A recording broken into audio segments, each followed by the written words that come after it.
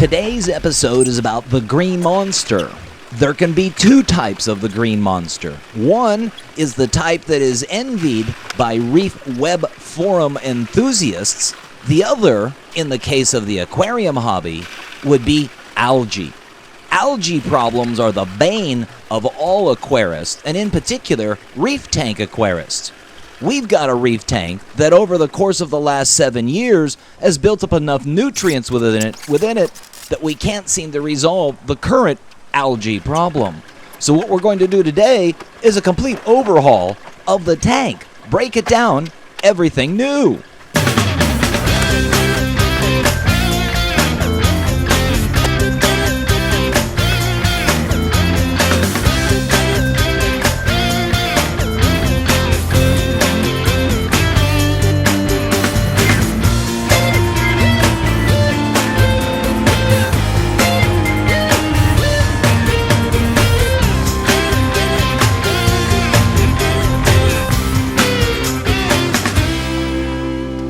This episode's original intent was to be one on various medias that could be used to help eliminate algae problems within the marine aquarium.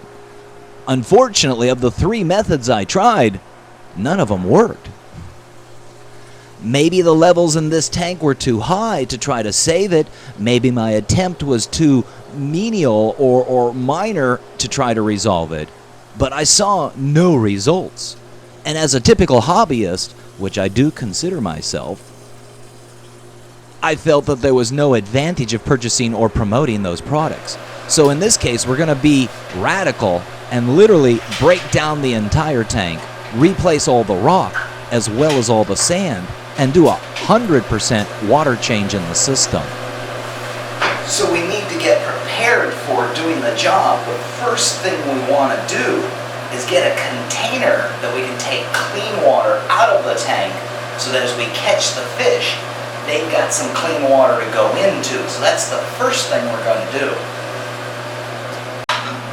If we had waited until after removing the rock before drawing this water out, the water at that time would be very murky and dirty.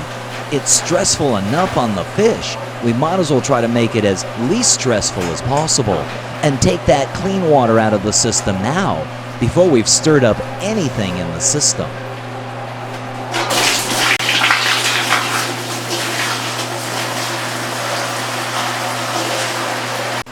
So with a half bucket full of clean water from the system, we'll move that off to the side and use a small air pump and percolate it so that this is where the fish will go while we're overhauling their tank. Second thing you want to do is clean the front of the tank so you can see what you're doing.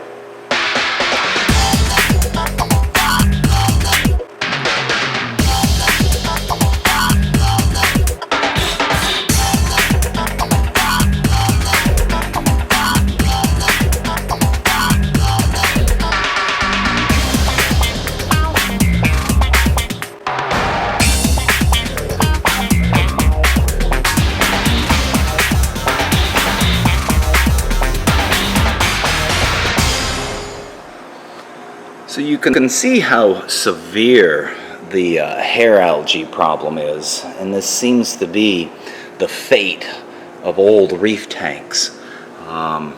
In this particular case, I suspect a big part of our problem is this thick sand bed at the bottom, which is probably just holding on to an abundance of nutrients that just continue to feed that algae. So today we're going to get a little radical. And what we're going to do is not only drain the tank completely, we're going to remove all that rock, we're going to replace all that rock, we're also going to siphon out all that sand and replace it with new sand. So for all intents and purposes, this will be a new reef tank.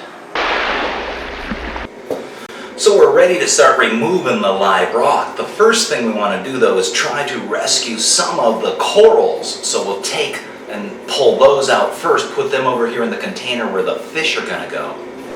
These corals that I'm taking out of the tank are also overwhelmed with algae. And quite often, the mistake is made of putting them back into the new tank or attempting to clean them up and returning them to the new tank.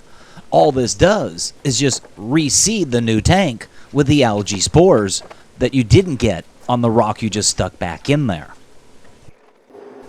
And speaking of handling the live rock, be sure to wear some type of gloves, or at least be aware of the potential for bristleworms, also called fireworms. All those little hairs down along the edge are all little bristles that'll come off in your hands. I can remember back in the early 80s, the very first reef tank with live rock, we were pulling out of there, got my hand wrapped around one of those, hurt for days. So now that we've got all the live rock out of the tank, and we previously took out our clean water and put in that container, it's now time to catch those fish and put them into that bucket of clean water. It'll be less stressful for them. So that was the reason for taking the clean water out first. So catching the fish should be a whole lot easier this time because there's nothing for them to hide behind. But at the same time, we can't see the fish. But the flip side is the fish can't see the net coming either. So watch out, Mr. Chevron Tang.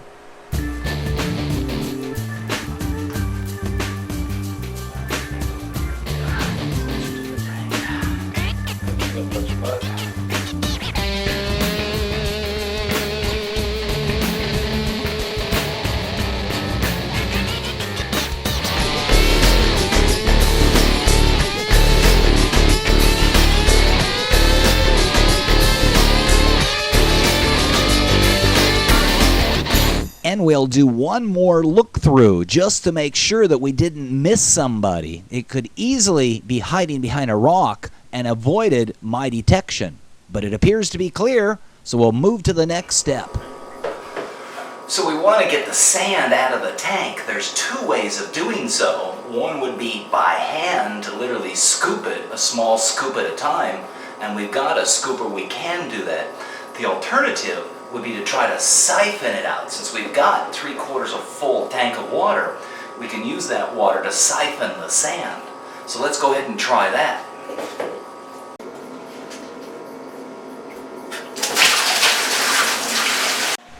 So the basic idea is using a siphon, which is typically how we would extract water from an aquarium, and as long as we're moving that water to a lower level, the siphon will continue. In this particular case, we're going to try to suck up some of the sand into the tank as well, or out of the tank, I should say. The problem I know we're going to run into is all those small snail shells and broken pieces of coral will probably plug up the inlet hose of our siphon. But it's kind of fun. I kind of feel like one of Mel Fisher's guys down there looking for ancient Spanish gold. I invite you to come on back for part 2 of LA Fishguys, the Green Monster, as we finish removing all of the water in the tank as well as the sand, and then begin to put the new sand back in.